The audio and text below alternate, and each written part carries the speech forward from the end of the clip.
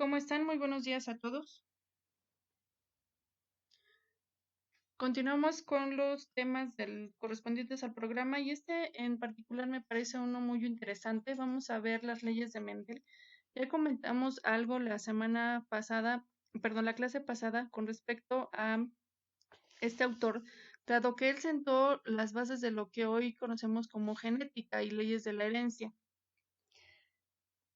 Mendel dio a conocer sus experimentos en 1865 y los inició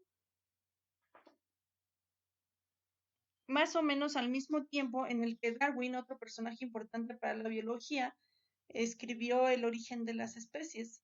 Entonces, Gregorio Mendel fue un monje austriaco, en particular fue un fraile agustino, y realizó todos sus trabajos en el jardín del monasterio, demostrando que las características heredadas se llevan en unidades discretas que se reparten por separado. A su vez, a esto le llamó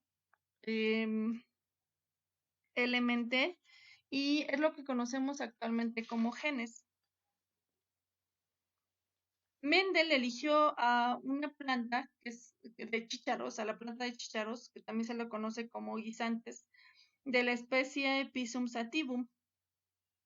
Y pues, las eligió porque eran fáciles de cultivar y también crecían muy rápido.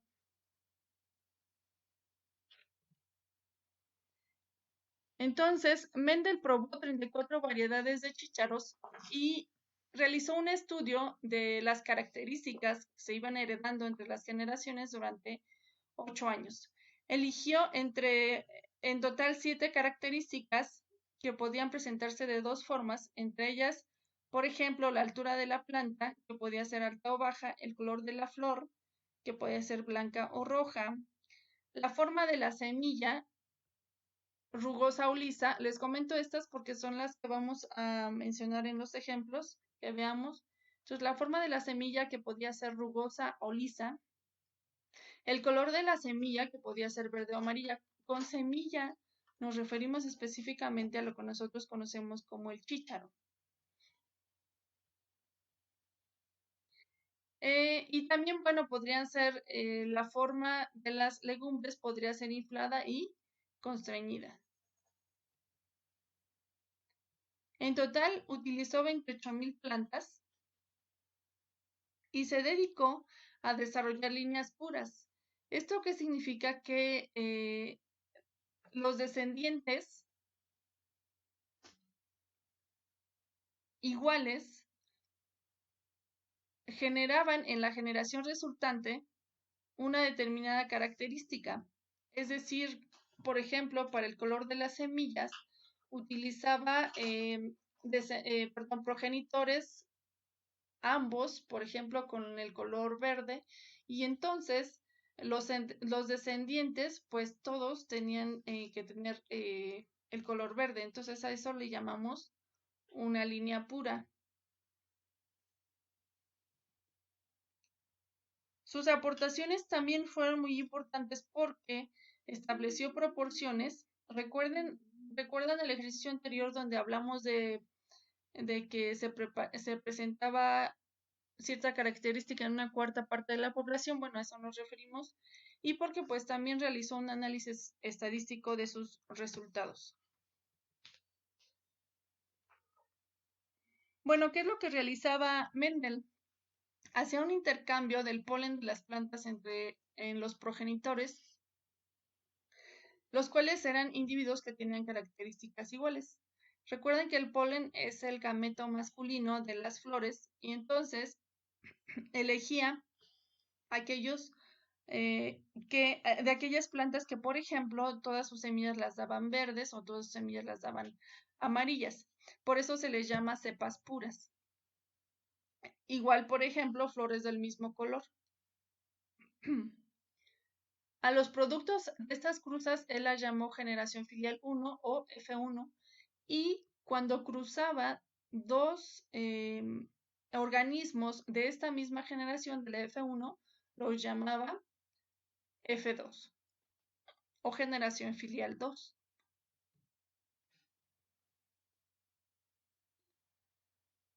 Bueno, entonces, ¿qué pasaba con los cruzamientos entre las plantas que diferían para un solo carácter?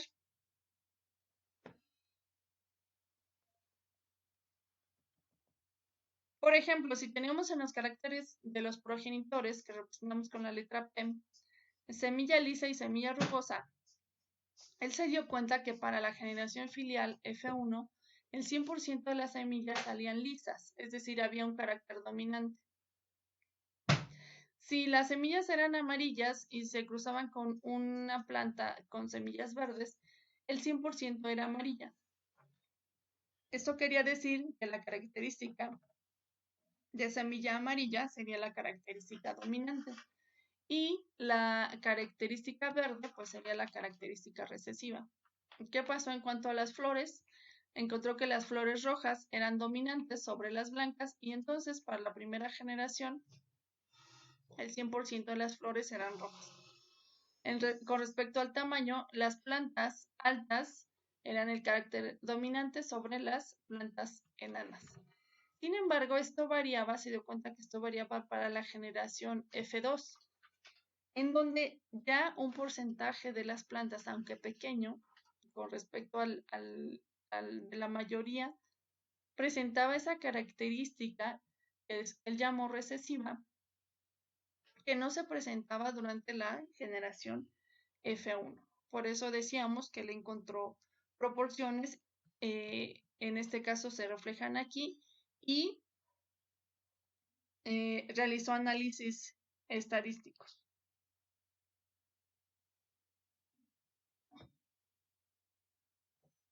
Por ejemplo, aquí tenemos que entre la proporción entre amarillas y verdes era 3.01 amarillas por una verde. Aquí, por ejemplo, en el caso de las flores, era 3 flores rojas por una flor blanca. Aquí en cuestión al tamaño eran 2.84 plantas altas por una enana. A esto le llamamos proporción. Con esto entonces, él llamó dominante a la característica que se tiende a expresar con más frecuencia y a la que no se expresaba o se expresaba en menor medida, la llamó segregada o recesiva. De ahí el nombre de esta primera ley. A la característica dominante la identificó con una letra mayúscula y a la recesiva con una letra minúscula.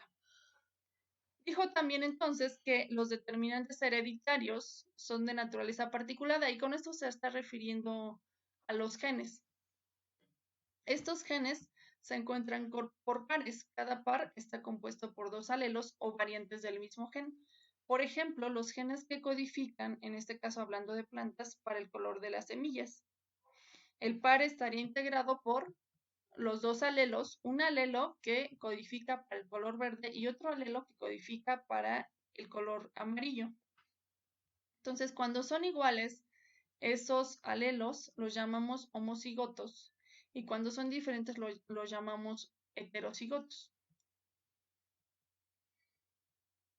Por ejemplo, hablando del color de la flor, sería un homocigoto dominante si tenemos el genotipo RR mayúscula, y sería homocigoto recesivo si tenemos RR minúscula.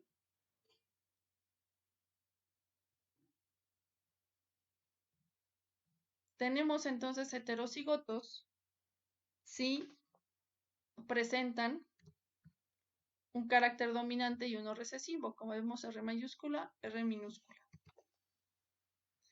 Entonces, en resumen, esto es lo que nos dice la ley de Mendel, la primera ley de Mendel o ley de la segregación. Que los determinantes hereditarios son de naturaleza particulada, y esto es a lo que llamamos genes. En los individuos diploides, cada uno posee un par de estos determinantes o genes en cada célula para cada característica estudiada. Es lo que les comentaba de que tenemos un par de genes y cada uno codifica para una característica específica heredada por los progenitores. dice, todos los descendientes de un cruzamiento de dos líneas puras tienen un alelo para el fenotipo dominante y otro para el recesivo. Y estos dos alelos se refieren al mismo gen. Por ejemplo, les decía, el del color, en este caso el de las flores, es el gen que codifica para el color de la flor. Y tenemos un alelo para el fenotipo dominante, que era el rojo, y uno para el fenotipo recesivo, que era el blanco. Bueno, ¿qué pasa con este par de genes? Un miembro del par de genes se segrega en cada gameto, de manera que cada gameto lleva solamente un miembro del par de genes. Y esto se realiza en la meiosis, que es un proceso de división celular que ya vimos por ahí que se lleva a cabo precisamente en las células sexuales, es decir, en los gametos masculinos y los femeninos. Este proceso de meiosis, pues como tal Mendel, en los tiempos que existió Mendel se desconocía, pero explica precisamente cómo es que se heredan los caracteres. Vamos a realizar entonces un ejercicio con respecto a lo que vimos. Y es relacionado a lo que hicimos la clase pasada, donde vamos a realizar mediante un cuadro, a determinar cómo serían los genotipos de los individuos resultantes al realizar un cruzamiento entre el progenitor 1 y el progenitor 2.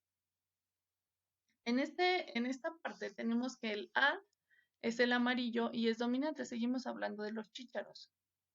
Entonces la semilla amarilla es la semilla, el color dominante, y entonces lo representamos como una letra A mayúscula. Y la semilla verde solamente se presenta como homocigoto recesivo, entonces esto lo tenemos como el progenitor 1. Y solamente tenemos que hacer las combinaciones para saber cómo se presentarían los individuos productos de esta cruza.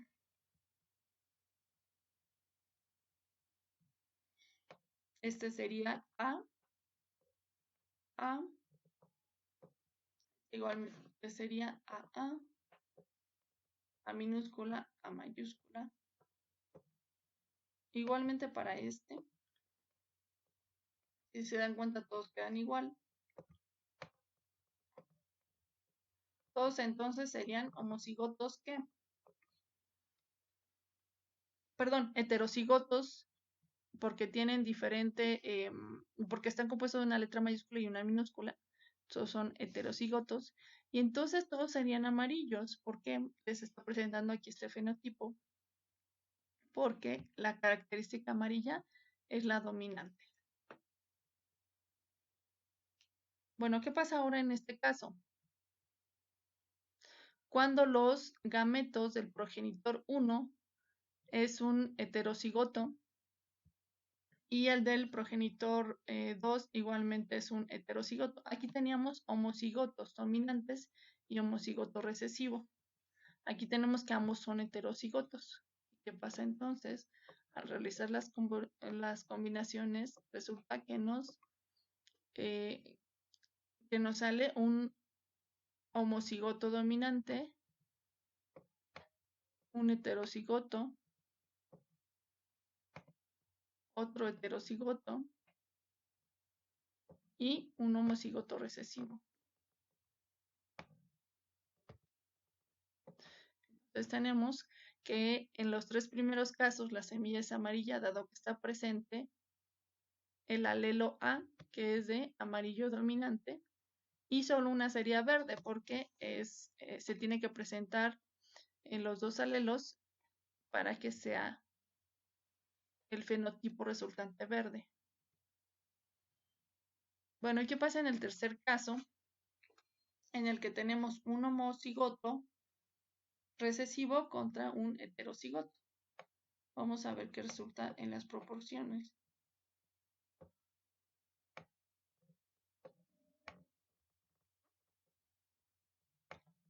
Solamente hay que hacer las combinaciones.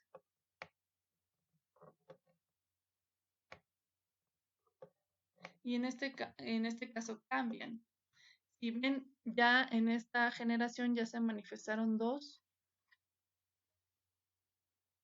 2 veces el homocigoto recesivo y solamente hay en 2 casos la característica dominante.